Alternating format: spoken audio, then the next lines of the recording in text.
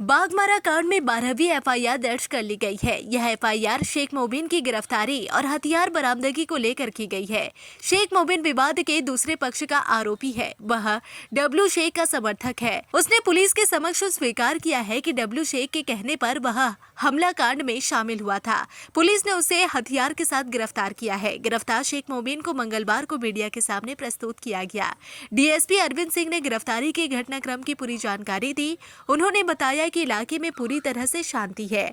Police लगातार छापेमारी कर रही है। अभी भी पुलिस को नामजद तथा अप्राथमिक 70 से 80 आरोपियों को गिरफ्तार करना है, जिस काम में पुलिस लगी हुई है। इस बीच पता चला है कि शेख मोबिन की गिरफ्तारी के बाद अब दूसरे पक्ष की गिरफ्तारी का सिलसिला भी शुरू हो गया है। डीएसपी अरविंद सिंह ने मीडिया को क्या कुछ बताया, आप भी सुनिए। कल बीते दिनांक 20/1/2025 को जो घटना 9 तारीख को घटी थी, 9 जनवरी को, जिसमें दो गुट के बीच आपस में लड़ाई हुई थी, शेख डब्लू और कारू यादव वाले में। अब बाद में फाइनली उनके विवाद के बाद जो और घटनाएं घटी उसमें डीएसपी सर भी जख्मी हो गए थे। तो उसी क्रम में डब्लू शेख के ग्रुप का शेख मोबिन को गिरफ्तार किया गया है, जो उस कांड में था भी, हथियार के साथ था और हथियार को कहीं रखा था जंगल में एक खरखड़ी के आगे।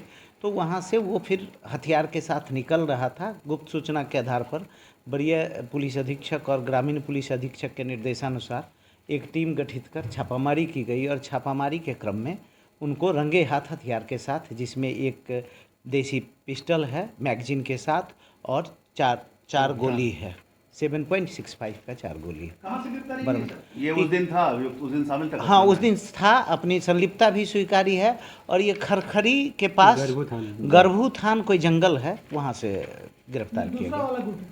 ये डब्लू शेख डब्लू गुट का है। अब तक कुल कितने लोगों की गिरफ्तारी हो चुकी है?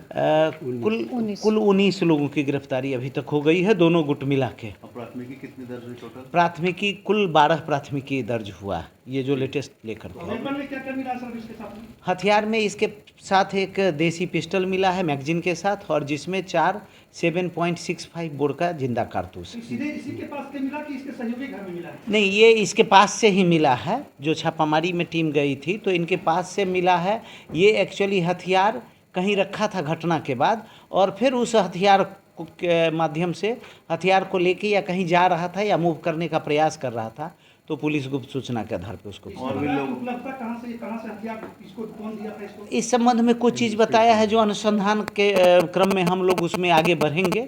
लेकिन ये है कि डब्लू शेख के कहने पे ये उस झगड़ा में शामिल हुआ था, या और उनके सहयोगियों के कहने पे सक्रिय रूप से इसकी भागीदारी थी, हथियार था और ये गोली भी चलाया। और लोगों की गिरफ्तारी के लिए छापामारी चल रही है? लगातार छापामारी चल रही है और जल्दी ही सारे लोग जो नामजद हैं या कुछ नामजद नहीं भी हैं, जिनका नाम बाद में आया है, उनके विरुद्ध भी कार्रवाई कर हम लोग गिरफ्तार जल्दी करेंगे। 30 से अधिक लोगों को हिरासत में लिया गया था, तो बाकी लोगों को क्या पूछताछ के बाद छोड़ दिया गया? पूछताछ उनके परिजन थे, गिरफ्तार जो अभियुक्त भागे हुए थे, या संदेह के आधार पे उनको पूछताछ के लिए लाया गया था, लेकिन लगा कि वो इस कांड में संलिप्त नहीं है, तो फिर उनको पीआर बना के मुक्त किया। और कितने नामजद हैं बचे हुए हैं? अभी हमको लगता है कि 70-80 के आसपास और हम लोगों को गिरफ्तार करना है, नामजद और नामजद के परे भी जो कुछ नाम आया है, और जल्दी ही हम लोग सारी गिरफ्तारी पूर्ण करेंगे।